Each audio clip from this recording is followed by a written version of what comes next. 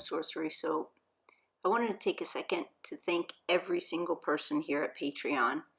I feel more enthused and I make better videos for you than I do previously, and I'm really grateful that you're here.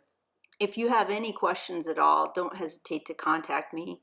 Here's the place to do it, and I can take my time and answer your questions. And I look at the statistics to make sure that you're looking at the videos.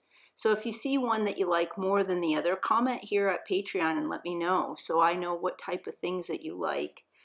So far, what I'm doing is interspersing new ideas with every single thing that I've created in Soapcraft Inspiration Book. And that seems to be working out pretty well. I saw Holly make some things from, she made a radium girl, and it was really good. If you didn't see it, take a look. If you're not in the group, Sorcery Creations Facebook group, take a look over there.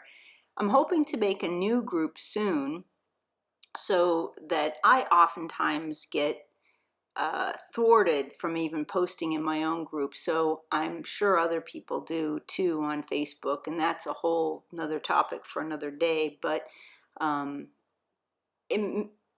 just looking around to find some other options. So if you want to see other videos, not as complex as what's on Patreon, you can go over to Library or Odyssey. I'm starting to upload some from BitChute, but they're having some trouble with importing all the videos from YouTube. So not to get into all that, and I just wanted to touch base and say thank you, because of your support here at Patreon. It's given me the ability to make even better videos and to be more focused on showing you some of the things that I've made. There's lots of ways to do things, especially with soap, and these are just the ways that I found to move forward. So once again, thanks for watching, and thanks for your comments, and thank you so much for paying attention to Patreon and all the Sorcery Creations things. I really appreciate it. And now you can listen to some music while I make and show you how to make these seashells. Okay, thanks.